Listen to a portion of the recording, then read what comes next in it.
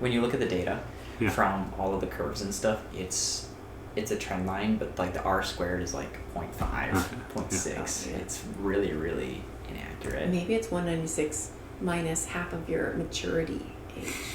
That's why Jeff's is so. Yeah, my maturity Well, age then that of would 1. be like 200. Can you have a negative maturity age?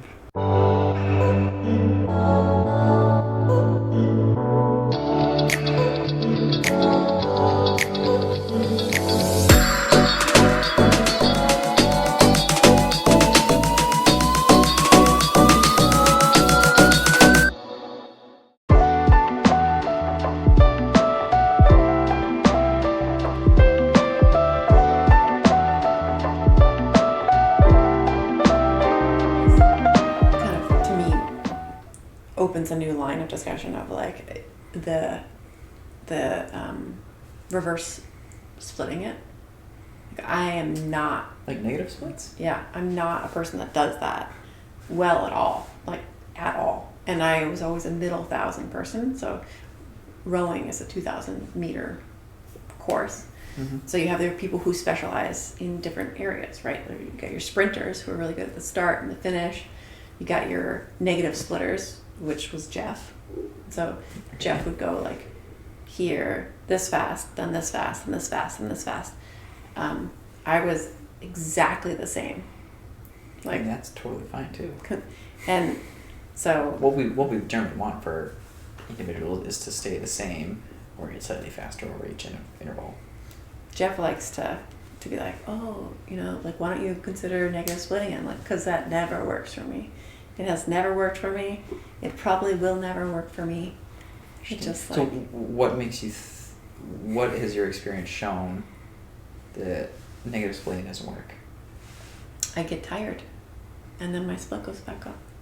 So like, let's say, like, I can translate it to watts, but like if I was holding 250 watts over a 20-minute FTP. If I was holding 250 and I thought, okay, in the first third, I'm going to do 230, then the second third I'll do 250, then the third I'll do 270. Mm-hmm. Once I got to the 270, I would just not be able to hold it. I'd stay at 250. Is it like a mental block where you kind of reached a... I would reach like my max heart rate trying to get there. And then I don't ever blow up. Like, I don't... You just kind of sit there? I just, yeah, Sit at the red line? if I'm trying to go from 230 to 250, 270, I would hit 230, fine, and feel fine, and be like, great, feel good. I'd hit 250, fine. Then I'd get to like the step up to 270, and I'd maybe go to 270 for... 270 is a really big jump, especially if it's around your threshold. Like going 20 watts up is pretty significant. Remember when we do like lactate tests, so maximal lactate steady state, this is the gold standard for determining someone's actual, what they can sustain for a long time. They do it in 10 watt increments, and this is like a 30-minute test. At 200 watts, then 210, then 220, then 230, and then they go and do the 30-minute test and they measure lactate over the course, and they see what, at what point each of those powers, the highest power that essentially your lactate levels is sustained. They do it in 10 watts. Yeah. And so doing the 270, it's pretty Well, massive. it's more, correct me if I'm wrong, it's more that going above the target, you would rather, if the target is 250, you're going to start at 250, you're going to end at 250. You're not going to start underneath and then ramp up so that your average is 250. Yeah. So the jump to 270 was just the math of averaging from 230 to 270. But even if you went 2 minutes at 230, 2 minutes at 235, 2 minutes at 240, and do 5 watt increment jumps every 5 minutes, and even if you put it on erg, I think actually it would be interesting to see if you put it like on erg, how you responded. Oh, well, I hated that FTP test. Remember? The ramp test? The ramp test. I hated that one. I was much better at the other one, which is just go for as long as you can. Like when they calculated my FTP based on the ramp test, it was like 30 to 40 watts lower. I just like... Really? I would reach the point of my legs would stop moving, and I was like, oh, I'm done. Because normally ramp tests overestimate. Is that correct? Yeah, I've always had experience my ramp test overestimates by about 30 watts. And it could be a female physiology, but for females, I believe No. I've seen. I'd have to see what they do. I think it's more just Beccah mentally knows what she wants to hit. You can correct me, but when you hit what you want to hit, but when you go above it, you're like, no, I just want to stay where I know I can hit. I mean, maybe it's psychological, which has a physiological impact. I mean, because I would say my heart rate also starts decoupling. Like if I'm at threshold, I'm almost always coupled, and I may see a little bit of creep, but not a lot. You don't see a lot of heart rate drift. No. But if I do a negative split, immediately, like once I go into the harder effort, it's like. Oh, I was going to say heart rate drift is actually a great indicator whether you are in the moderate domain versus the severe domain. If you are creeping all the way up to like max heart rate, that's a good indicator that you're in the severe domain as opposed to a moderate domain. Yeah. Yeah. So it seems like you actually have a really good method for determining your threshold based on RPE, based on that, understanding it, whether you do it or not. Yeah. Yeah. So, but I know exactly where my threshold is, and if I do over threshold, then I die. We all die, yeah. It can be. But like, I don't make it to Valhalla. Die. Yeah. Jeff died today. A little bit. Oh, A lot really? bit. For most inexperienced athletes, you being able to breathe through your nose. A lot of people should be able to breathe through their nose when they're in the moderate domain. Like, for like 4 breaths, or Just consistently. in and out, or just like one way? Cause In and out. I don't really ever breathe through my nose. I used to not breathe through my nose a whole lot. I specifically worked on it with myself quite a bit. But that's a whole other topic for discussion. But Like you need like training. it is a little bit, but it is I actually trained myself to be able to do it during threshold efforts, Whoa. which is crazy. I did it during a crit race. That was a fun time. That's a psychological psycho. I performed really well at the crit race. I really did. And it psychs other people out because they're like, "Kid's not breathing, he's not trying." Yeah. Thinking about other things is also a really good indicator you're in the moderate domain. Like you're like, oh, I can see the sun, I can see the grass going through the wind. Feeling it, it's very relaxing, it's very refreshing. The grass going through the wind. Yeah, it's You're in the someone's water. mowing the lawn. Or you could watch TV while you're on the trainer. You can watch TV while you're on the trainer, and you can pay attention to the TV, and you're not necessarily focused on what's going on internally or externally. It should be a mentally refreshing activity, at least for me. And whatever intensity that is, you're gonna go in after, and you're like, yep, I feel like refreshed. I don't feel like I'm actually like in worse condition than when I started. That moderate domain is when we do start to get that, and you can have. The heavy domain is when we do start to kind of feel like fatigue, and you can have a moderate intensity, so that first domain intensity turn into a heavy domain intensity further down in a ride. It's kind of a great example of a lot of people who do middle to upper zone 2. They will go and do like, oh, it's my middle to upper zone 2. I can do that for 5-6 hours. But 5-6 hours, you're going to have a very different physiology, and so your body's going to feel very different. And so you might actually be in tempo, and if you are going up to altitude or something, completely different. I was at, I was in Albuquerque and moving in. I hadn't ridden my bike in a few days, so I was a little bit kind of coming down. I'd been traveling. It was 110 degrees out, and I was at 8,000 feet. My threshold went from like 270 to 200 really quick. Yeah. And so if I were to be like, oh yeah, my 280 is my threshold, I would have just blown up crazy. And so it's important to, again, use RPE for this kind of stuff and be okay with that. Okay, yeah, I'm not going to be at my best every day. But for that moderate, or for the heavy domain, I like to think of it in terms of you can feel, and you have to think about your legs moving, your legs feel heavy or whatever you're working. Kind of feels like you have to put more work in. You're a little bit more internally focused, but you can generally, speak in a few words at a time. And you can think about other things, but you generally bring it back to the activity overall. It feels sustainable. That's the big thing that I really like to push with people. It doesn't feel like in 3 or 4 minutes you're going to be like blowing up. Hard? In your hard zone? Or In the heavy domain. 3 or 4 minutes into like hard zone, I think I. Was hard threshold, or where do we? Threshold can kind of mix between the two. You might get into like 4 or 5 minutes into a threshold effort, and you're like, okay, yeah, I'm definitely feeling it. Yeah. But if you're truly in, like, if you're doing tempo, like you can feel it, but you're like, yeah, I can sustain this for a pretty long time. Yeah. Okay.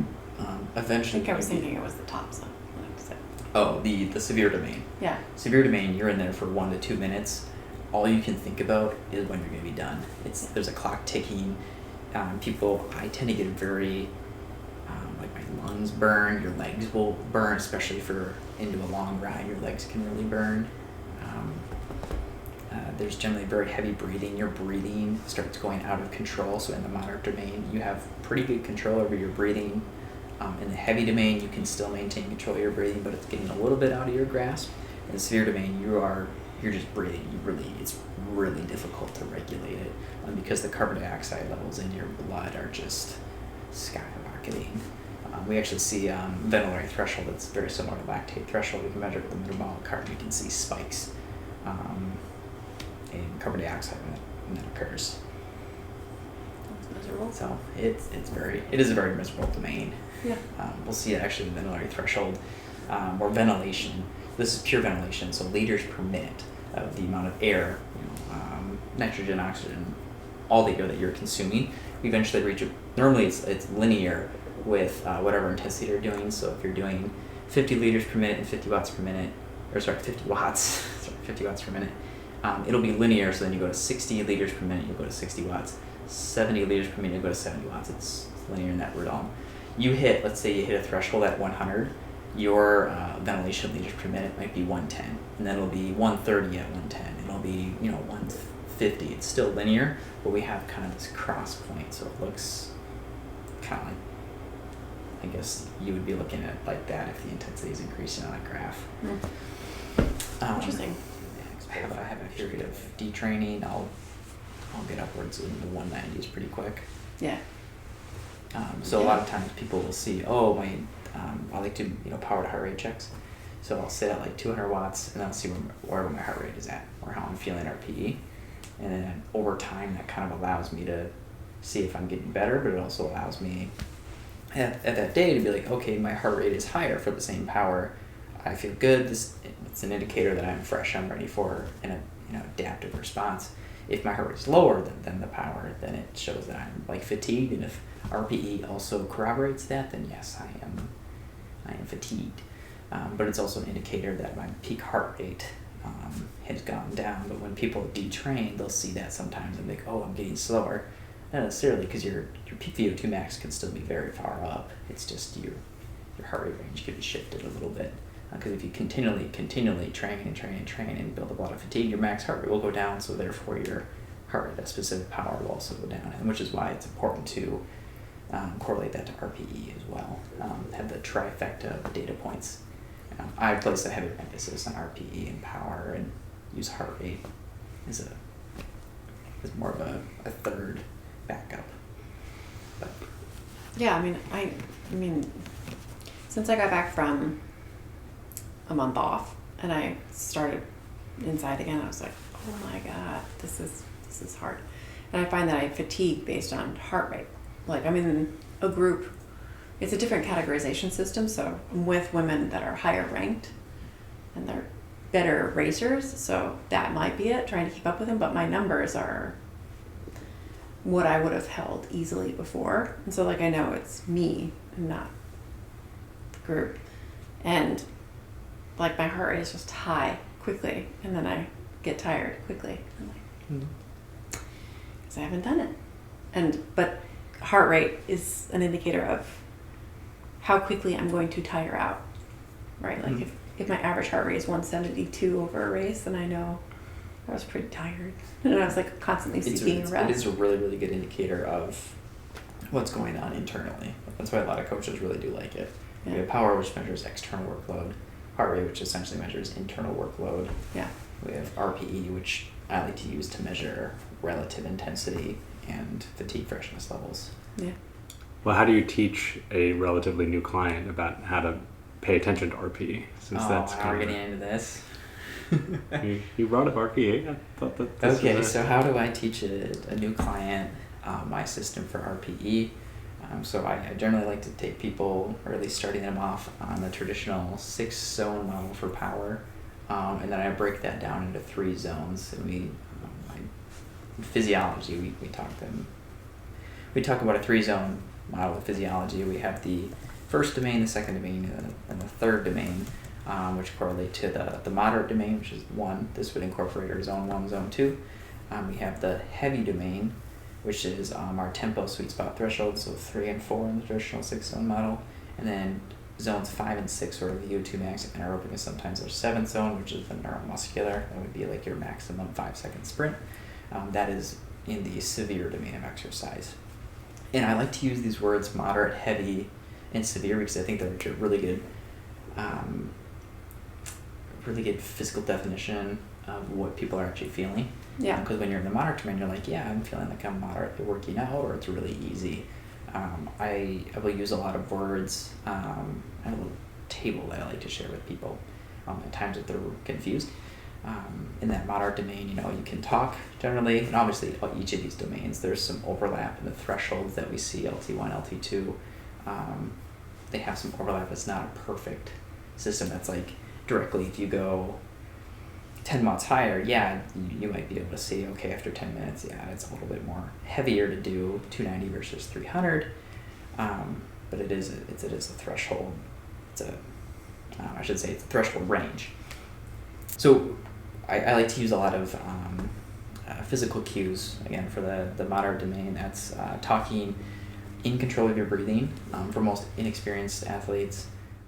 Beccah, what is your response to hearing about RPE? Is that something that it was intuitive before you started training, or are these? I mean, RPE, yeah. If you ask me, like, are you going easy or hard, I would be able to say, like, I was going easy or I was going hard.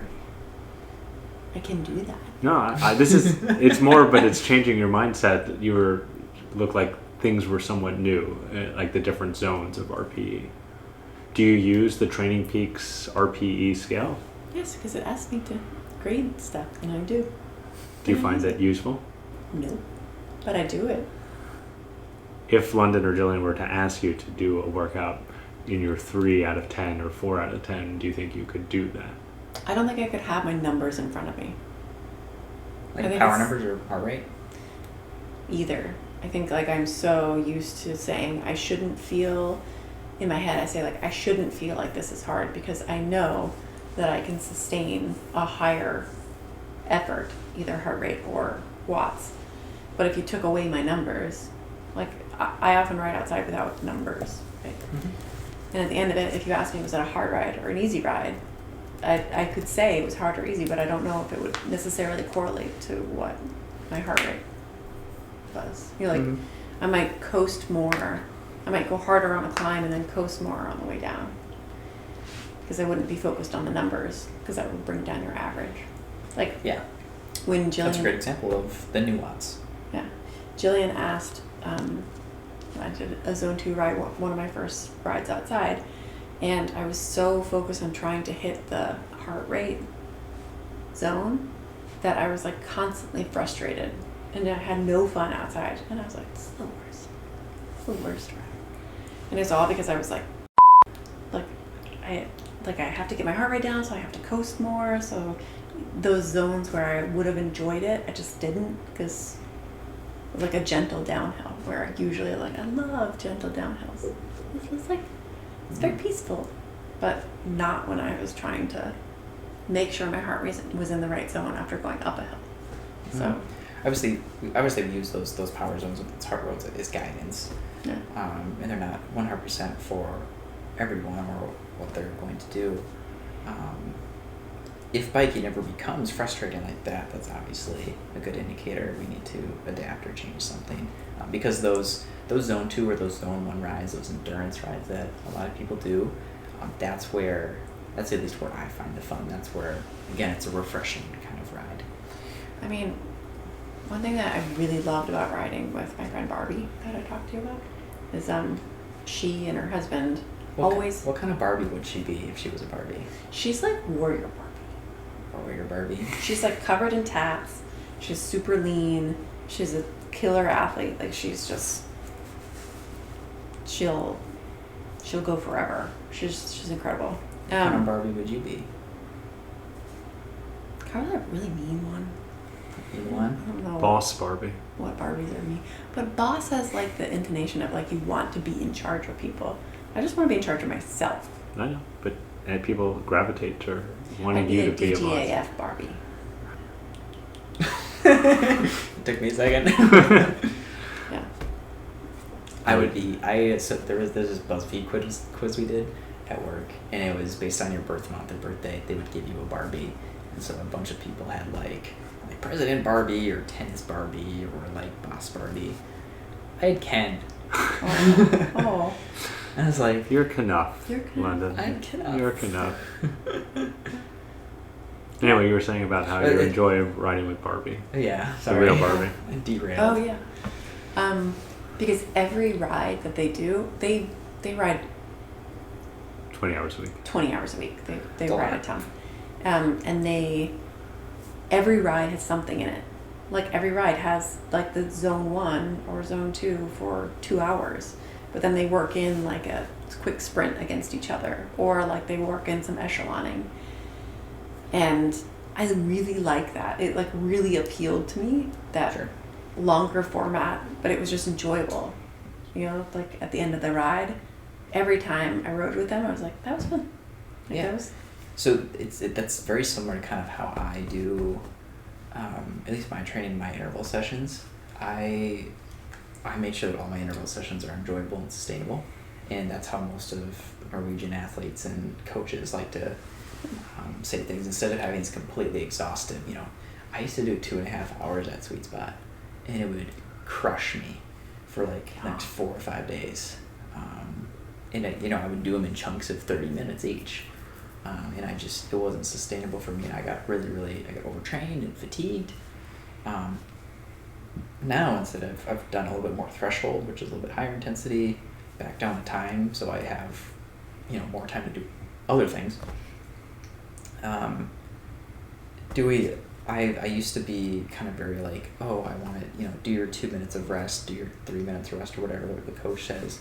I've become much more kind of like that. Like you do your zone 1, you do your zone 2, you kind of just fill out the volume, and then when you feel good, go and hit it for 8 minutes. And then, okay, I got 40 minutes of threshold that I need to do today. I will do it over the course of my ride, and then just hit it in intervals of 8 to 10 minutes. That's generally how I train, and it's been really effective for me.